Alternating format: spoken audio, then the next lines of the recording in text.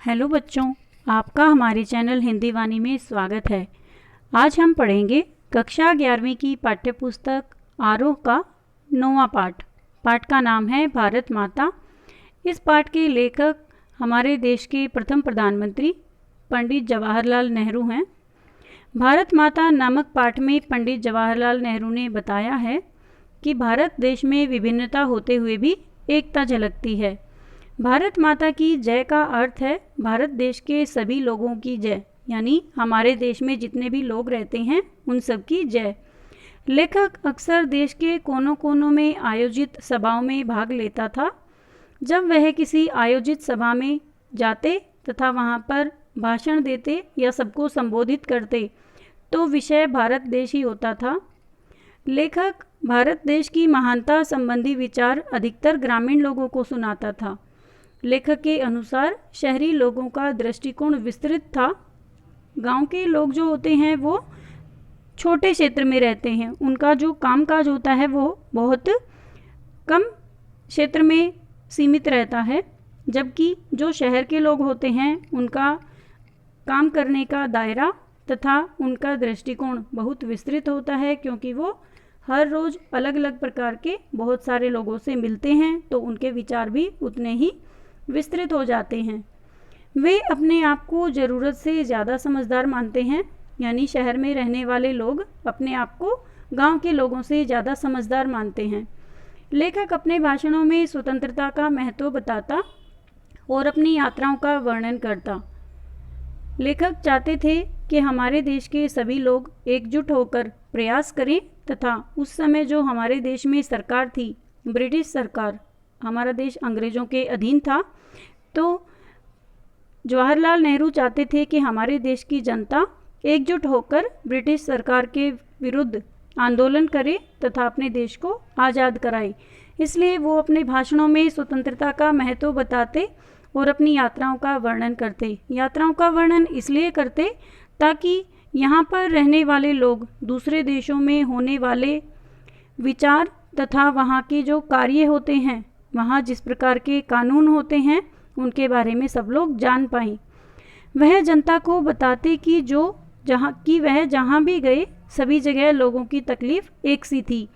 जब नेहरू जी ने हमारे देश के अलग अलग भागों की यात्रा की तो उन्होंने जाना और पाया कि जहाँ पर भी वो गए हैं सब लोगों की तकलीफ़ एक जैसी थी। सभी लोग, यानी हमारे देश के हर राज्य के, हर गांव के, हर व्यक्ति का एक ही हाल था। सब लोग परेशान थे अंग्रेज़ों के शोषण के कारण। अंग्रेज़ हमारे देश में हमारे लोगों का, किसानों का, मज़दूरों का तथा आम जनता का बहुत अधिक शोषण करते थे। यानी सभी किसान गरीबी, शोषण, लगान, सूद, पुलिस के जुल्मों आदि से घिरे हुए थे। उनका सामान्य जीवन भी बहुत अधिक कष्ट में हो गया था। ये सभी परेशानियां विदेशी सरकार की देन हैं।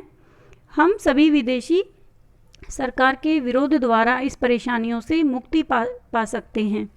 यदि हमारे देश के लोग एकजुट होकर अंग्रेजी सरकार का विरोध करें तो जो इस समय वो परेशानियां झेल रहे हैं उससे वो मुक्त हो सकते हैं। लेखक ने जब यह पाठ लिखा तब उस समय हमारा देश गुलाम था, अंग्रेज हमारे देश में राज करते थे, तो उन्होंने अपने भाषणों के द्वारा, अपने जो उनके विचार थे, अपने विचारों के द्वारा हमारे देश की जनता को एकत्रित करके आंदोलन करने के लिए प्रेरित करने का प्रयास किया। लेखक अपने भाषणों द्वारा दूसरे देशों जैसे स्पेन, चीन, यूरोप आदि देशों में होने वाली खींचातानी के बारे में भी बताता है कि दूसरे जो देश हैं उनका आपस में किस प्रकार का संबंध है। सोवियत यूनियन के अचरज भरे परिवर्तनों और अमेरिका की तरक्की के कारणों की जानकारी देता, यानी किस प्रकार से अमेरिका ने स्वतंत्रता प्राप्त की तथा उसमें बहुत अधिक उन्नति हो गई है, तथा सोवियत यूनियन यानी रूस में किस प्रकार से जार का पतन हुआ, जो उस समय एक गुलाम देश था, उसने अपने प्रयासों से आज़ादी प्राप्त की और अपने देश को स्वतंत्र कराया तथा अब वह एक विकसित देश बन गया है। लेखक का कथन है कि जनता उसकी ये बातें इसलिए आसानी से समझ जाती थी क्योंकि अधिकतर लोगों को पुराने महाकाव्यों पुराणों की कथा कहानियों का ज्ञान था। उन्होंने भारत देश में स्थित विभिन्न तीर्थों की यात्रा की हुई थी तथा कुछ लोगों ने विश्व युद्ध तथा अन्य युद्धों के सिलसिले में विदेशों में नौकरियां की थी। हमारे देश में रहने वाले लोग अलग अलग देशों में जा चुके थे तथा दूसरे देशों के लोग भी हमारे देश में आकर नौकरी के सिलसिले में या युद्धों के सिलसिले में अलग अलग स्थानों की तीर्थ स्थानों की भी यात्राएं कर चुके थे। यानी जब दो देशों के लोग या एक देश के लोग दूसरे देशों में जाते हैं तो उन्हें अलग अलग प्रकार की जानकारी प्राप्त होती है तथा उनके जो विचार हैं उनमें कुछ परिवर्तन आ जाता है। सन 1930 के बाद जो आर्थिक मंदी पैदा हुई थी उसकी वजह से दूसरे देशों के बारे में लेखक द्वारा दिए गए उदाहरण वे आसानी से समझ जाते थे। कभी ऐसा भी होता कि लेखक जब किसी सभा को संबोधित करते या जब कहीं भाषण देते तो उनका स्वागत भारत माता की जय इस प्रकार के नारे से होता था। ऐसा हमने देखा भी है कि यदि हमारे देश का कोई नेता दूसरे देश में जाकर भाषण देता है तो हमारे देश से संबंधित कोई ना कोई नारा अवश्य बोला जाता है। इसी प्रकार जब नेहरू जी दूसरे देश में जाकर भाषण देते या हमारे ही देश के किसी राज्य में जाकर भाषण देते तो उनका स्वागत भारत माता की जय इस प्रकार के नारे से होता था। एक बार जनता से लेखक ने अचानक पूछ लिया कि इस नारे का अर्थ क्या है। एक सभा में हष्ट-पुष्ट किसान ने बताया कि इस नारे का अर्थ धरती से है, यानी हमारी धरती की जय। लेखक अगला प्रश्न पूछता है कि कौन सी धरती। आखिर लोग लेखक से ही पूछ लेते हैं कि अब वह ही बताएं कि कौन सी धरती। तब लेखक बताते हैं कि हिंदुस्तान के सभी लोग, नदियाँ, पहाड़, जंगल, खेत आदि सभी मिलकर भारत माता हैं। यानी भारत माता की जय का अर्थ यह है कि केवल धरती ही नहीं बल्कि यहाँ पर रहने वाले सभी लोग, नदियाँ, पहाड़, जंगल, खेत ये सभी मिलकर भारत माता बनते हैं। भारत माता की जय का अर्थ हुआ भारत देश की सभी सजीव और निर्जीव वस्तुओं की जय। जब लेखक भारतीय जनता को कहता कि वे भारत के भाग हैं, एक प्रकार से वे ही भारत माता हैं, तब लोग स्वयं को भारत का ही एक अंश समझते और प्रसन्न हो जाते, मानो उन्होंने कोई बड़ा आविष्कार कर लिया हो, यानी उन्हें एक नई जानकारी हासिल हो जाती।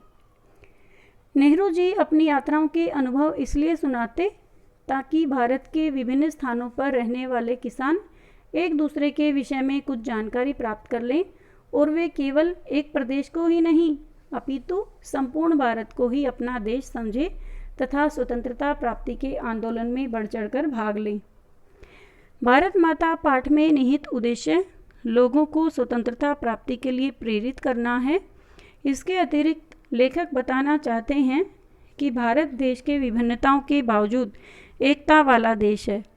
इस देश के लोग, अन्य सभी वस्तुएं भारत का ही एक अंश हैं। जैसा कि आप सब जानते हैं, हमारे देश में अलग अलग प्रकार की संस्कृति है। हर प्रदेश की भाषा भी अलग है, पहनावा भी अलग है और खान पान की आदतें भी अलग हैं। लेकिन इन सब के होते हुए भी हमारे देश में अनेकता में एकता का जो है रूप वह दिखाई देता है। इस प्रकार से यह माना जाता है कि हमारे देश में विभिन्नता में एकता है। हमारे देश के सभी नेताओं तथा देशभक्त लोगों के सहयोग से ही हमारा देश आज़ाद हो पाया तथा प्रधानमंत्री जवाहरलाल नेहरू का यह पाठ लिखने का उद्देश्य केवल इतना ही था कि उन्हें इस नारे का अर्थ पता चले तथा उन्हें अपने देश पर गर्व हो तथा उस समय हमारा देश गुलाम था, अंग्रेज़ों के अधीन था, तो वे चाहते थे कि हम अपने देश को एक माने, केवल अपने प्रांत के लोगों को एक नहीं माने बल्कि पूरे देश को एक माने। इसके अलावा उन्होंने चाहा कि हमारे देश के सभी लोग मिलकर प्रयास करें, आंदोलन करें ताकि हमारा देश आज़ाद हो सके। इसलिए वो आज़ादी की कीमत सबको बताते थे अपने भाषणों के द्वारा उम्मीद है बच्चों आपको यह पाठ समझ में आ गया होगा। अगले भाग में हम इस पाठ से लिए गए अभ्यास के प्रश्नोत्तर पढ़ेंगे। धन्यवाद।